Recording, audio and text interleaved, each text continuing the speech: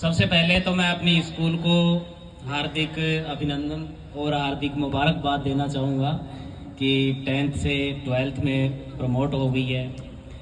और शायद पिछले साल अगर हो जाती तो मेरी बच्ची को भी दूसरी स्कूल ना देखनी पड़ती, क्योंकि मेरे घर में ये सोच बनी हुई है। शायद आपके जो आप 9th 10th में पढ़ रहे हैं तो आपके भी पेरेंट्स को ये लगता होगा कि इससे बेस्ट स्कूल नहीं है, और ये रियलिटी है। अब और इसका अनुभव मुझे तब हुआ है जब मेरी बेटी अब दूसरी स्कूल में गई है, तो वहाँ में और यहाँ में मैं काफ़ी डिफरेंस देख रहा हूँ इस चीज़ को। वैसे तो आपका प्रोग्राम है और रिदम टूट जाएगा आपका, लेकिन ये रिदम टूटना भी चाहिए, क्योंकि हमारा मस्ती का जो टाइम होता है वो सिर्फ एक रिफ्रेशर के रूप में होता है। माइंड को रिफ्रेश करना है हमें, लेकिन हमारा एम जो है वो हमारा जीवन होता है, उसको हमें जीना है। बच्चों, ये 9th और 10th एक ऐसी उम्र होती है जिसमें आपको अपना जिंदगी का जो एम है वो फिक्स कर लेना ही, आपके पास यही ऑप्शन है, ये समझ लो आप। और आपने जब एम फोकस करना स्टार्ट कर दिया तो उसके बाद आपके साथ, जैसे एक बच्चे ने कहा, मैं बोलना तो कुछ और चाह रहा था लेकिन एक बच्चे ने बहुत अच्छी शायरी कही थी, किसी की परिस्थितियां खराब होती है या किसी की किस्मत खराब होती है लेकिन पेरेंट्स अच्छे होते हैं। बेटा, पेरेंट्स नहीं, टीचर, पेरेंट्स और परिस्थितियां, किस्मत सब अच्छी होती है, हर चीज अच्छी होती है, लेकिन करने वाला बुरा होता है। आप जितने भी महान आदमी देखोगे, उनकी किसी की भी परिस्थिति और किस्मत अच्छी नहीं थी। उन्होंने अपनी परिस्थिति और किस्मत को अच्छा बनाया, अपने काम से अच्छा बनाया। सबसे बड़ी बात आप देख रहे हो कि जैसे कि बच्ची ने मेरा इंट्रोडक्शन कराया, मैं एक फार्मर हूं, आज स्टेज पे मौजूद हूं। किसकी वजह से मौजूद हूं? मैं मेरी बेटी की वजह से मौजूद हूं। तो बेटा, पेरेंट्स हर किसी की अच्छा करते हैं, चाहे वो बेचारा गरीब हो, अनपढ़ हो। हर पेरेंट्स चाहता है कि मैं अनपढ़ हूं तो मेरा बेटा अनपढ़ ना रहे, अच्छी पोस्ट पे लगे। यहां तक कि छोटी मोटी नौकरी की भी नहीं सोचता, वो सोचता है मेरा बेटा अधिकारी बने, मेरी बेटी अधिकारी बने। ठीक है। और उसी तरह अगर पेरेंट्स गरीब भी हैं तो वो नहीं चाहता कि मेरे बच्चे गरीब रहें, लेकिन आप लोगों की भी वो जिम्मेवारी बनती है कि पेरेंट्स मेरे इतना कुछ कर रहे हैं, टीचर हमारे लिए दिन रात मेहनत कर रहे हैं, तो उसके रिजल्ट को हम भी साबित करके दिखाएं। आप ये देखो कि अगर आज मेरी बेटी शायद इतने परसेंटेज ना लेके आती, तो ये हकीकत है कि हमारे डायरेक्टर सर संजय जी ने भी मुझे कहा था, कल परसों या 5-7 दिन पहले की बात है, कि सर, आदमी की इज्जत नहीं होती, उसके बच्चे इज्जत कराते हैं, जो कि सच्चाई है। क्योंकि ये तो मैं मानता हूं कि मैं दूसरे स्टेज पे जाता हूं, वहां पे भी स्पीच देता हूं, ठीक है, मेरे फार्मर दोस्तों को, मैं किसान दोस्तों को भी स्पीच देता हूं, उनको बताता हूं, लेकिन शायद इस स्टेज पे नहीं आ पाता मैं कभी भी। तो कुछ चीजों को सीरियस लेना सीखो, अपने पेरेंट्स की इज्जत करना सीखो। वो किस लिए मेहनत कर रहे हैं, वो अपनी लाइफ जी चुके होते हैं, ठीक है। वो अगर आप ना भी पढ़ोगे तो उनपे कोई फर्क नहीं होता, कोई पेरेंट्स किसी का मोहताज नहीं होता। उसके जीवन में मात्र 3, 4 या 5 साल ऐसी आती है जिसमें वो आपके ऊपर डिपेंड होगा लास्ट टाइम, अदरवाइज वो आपको जीवन भर, आपको बड़े होने के बावजूद भी आपको जीवन भर वो खिला सकता है। लेकिन फिर ऐसे जीवन का फायदा क्या, जहां एक झुंड में हम भेड़ की तरह रह के रह जाएं। अभी भी मैं बताता हूं कि आप रास्ते में आ रहे थे, ऐसे मौके पे ऐसा जिक्र नहीं करना चाहिए, लेकिन रास्ते में एक अपने वो होती है जिसको सोरनी बोलते, तीये की बैठक। मेरी बेटी ने पूछा, पापा ये क्या कर रहे हैं? इसको नहीं पता था कि ये क्या होता है। तो मैंने कहा, बेटा ये तीये की बैठक होती है, ठीक है, उसमें वो फूल चुन के लाते हैं, वो लेके जा रहे हैं। कह पापा पता तो लगा ही नहीं कि कौन मर गया यहाँ पे। मैंने कहा, बेटा यही बदलना है जीवन में, कि तुम इस काबिल बनो कि आसपास पता लगे कि मरना तो दूर, कि हाँ वो जी रहा है एक जिंदगी, लोग कहें कि हाँ वो है, उसकी शख्सियत मौजूद है।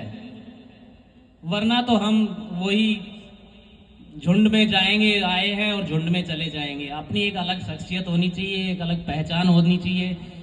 मैं कहना नहीं चाह रहा था, फिर भी बता दूं कि मैं किसान होने के बावजूद, आपने देखा होगा, आप तो यंग एज हो, पढ़ रहे हो, आपके सामने कैरियर के बहुत से ऑप्शन मौजूद हैं।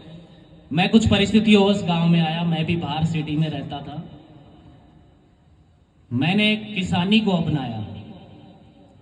लोग कहते हैं कि किसान तो एक फटे हाल रहता है, वो खेतों में काम करता है, बस इससे ज़्यादा उसका कोई जीवन नहीं, गरीब होता है, ये होता है। मैंने किसानी में बेटा वो चीज़ मुकाम हासिल किया है कि आज जितने भी अधिकारी हैं, अपने डिस्ट्रिक्ट के टॉप से टॉप अधिकारी, वो मेरे पास आके मीटिंग्स करते हैं। हर जगह मुझे सम्मानित किया जाता है। लेकिन एक आग पैदा की मैंने अपने अंदर। अभी मैंने विकास सर से बात हो रही थी तो यही बातें चल रही थी कि बच्चा वही कामयाब होगा जिसके अंदर आग पैदा होगी। अगर हम कह देंगे या आपके टीचर कह देंगे कि ना बेटा पढ़ना है, यहाँ टेबल पे बैठना है, आपको तो 3 घंटे पढ़ना है, कभी नहीं पढ़ पाओगे। तो आप अपना एक एम फोकस करो। मैंने अपना एग्जाम्पल इसलिए दिया कि कैरियर आप कोई भी चुनो, कैरियर इस दुनिया में कोई भी बुरा नहीं होता है। हर कैरियर अच्छा होता है, चाहे आप डॉक्टर बनना चाहते, टीचर बनना चाहते, कुछ भी बनना चाहते हैं, लेकिन उसके अंदर आप अपनी एक्सपर्टीज लेके आइए, उसमें महारत हासिल कीजिए। कुछ टाइम आपको लगेगा कि हाँ मुझे दिक्कतें आ रही है, लेकिन आपने सुना होगा कि भगवान एक रास्ता बंद करता है तो 70 रास्ते खोलता है। वो भगवान कह लें या हम उसको सृष्टि कह लें, सृष्टि की एक रचना ही ऐसी होती है कि हमारे अंदर 2 तरह के माइंड होते हैं। एक एक्टिव माइंड बोला जाता है और एक अनकॉन्शियस माइंड बोला जाता है। एक्टिव माइंड हमारा कौन सा है, जिससे अभी अभी आप सुन रहे हो, देख रहे होगे कि हाँ ये सर क्या बोल रहे हैं, बड़ी बड़ी बातें है, करना आसान होता है, ये नहीं, यही एक्टिव माइंड है। और अनकॉन्शियस माइंड कौन सा होता है, जिसमें हमारी कुछ चीजें अंतर मन में बैठ जाती है। जैसे कि बहुत से लोगों को सुना होगा कि ये काम करते हुए मेरा मन नहीं मान रहा था, मेरी अंतरात्मा नहीं मान रही थी। वो अंतरात्मा नहीं, वो हमारा अनकॉन्शियस माइंड होता है। और आपने जब भी कुछ चीजें ऐसी करना स्टार्ट कर दिया कि आपने, चलो एक एग्जांपल देता हूं, आपने सोच लिया मुझे नीट फाइट करनी, कोशिश तो करूंगा, यानी आप 50% फेल हो गए। अनकॉन्शियस माइंड जो होता है हमेशा रेस्ट मांगता है, वो आराम मांगता है। कॉन्शियस माइंड उसको आराम करने नहीं देता, लेकिन अनकॉन्शियस माइंड जो है वो हमेशा आराम मांगता है, यानी 50% उसने आपको गिरा दिया। कोशिश नहीं बेटा, करना है मुझे। कोशिश तो वर्ड ही नहीं है कोई। सबसे पहले सोच के, चाहे आप अपने एक्टिव माइंड से सोचो या अनकॉन्शियस माइंड से सोचो, सबसे पहले तो सोचो अपना एम, अपनी गोल जो है ना वो फिक्स कर लो कि मुझे, मेरी गोल ये है। उसके बाद ट्राई वर्ड ही छोड़ दो। जहां भी ट्राई वर्ड आ गया, आप ये सोचोगे कि नहीं, सेकंड ऑप्शन मेरे पास ये हो सकता है कि नीट या मेरी ये जेई वगैरह जो क्लियर नहीं हुआ तो मैं टीचर में चला जाऊंगा। क्योंकि वो जो इनर माइंड है आपका, वो आपको बार बार फोर्स करेगा उस चीज के लिए कि नहीं, हाँ उसमें थोड़ा आराम मिल रहा है, यहां तो तुझे हार्ड वर्क करना पड़ रहा है। तो इस चीज को समझो। मेरा कहने का मतलब कभी यही है। मैं आपका ज्यादा टाइम नहीं लूंगा क्योंकि आज अभी आप मौज मस्ती के मूड में हो, नहीं तो कभी मौका मिलेगा तो मैं आपकी क्लास भी लेने को तैयार हूं। ठीक है, कभी क्लास में आके भी आपको बताऊंगा कि माइंड का ही सारा गेम होता है और कुछ नहीं है। परिस्थितियां आप अपने आप बन जाती है। परिस्थिति किसकी अच्छी होती है? मैं जब गांव में आया था बेटा, बिलीव नहीं करोगे आप लोग कि जब गांव में आया था तो मुझे गेहूं और जौ का डिफरेंस नहीं पता था। ये रियलिटी है कि जब पौधा जो होता है, जबकि वो देखने में एक जैसा होता था, मेरे फादर ने कहा कि अगर तू खेती कर सकता है तो जा अपने खेत में, वहां पे गेहूं और जौ खड़े हैं वो अलग अलग ला के दे दे मुझे। रियलिटी मुझे नहीं पता था, लेकिन मैंने मन में ठान लिया था कि मैं इसी फील्ड में करके दिखाऊंगा।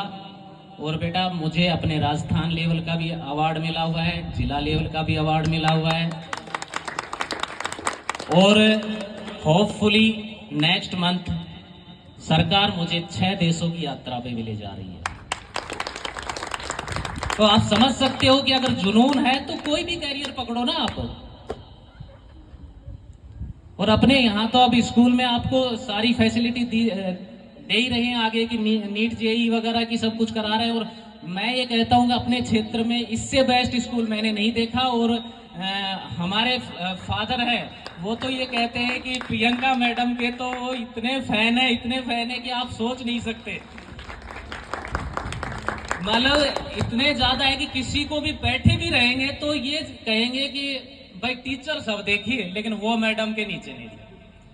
बच्चों पे ऐसा कंट्रोल और ऐसा संस्कार रखती है, बोले मैं तो आगे भी मेरे कोई परिवार में बच्चे होंगे तो इसी स्कूल में डालूंगा।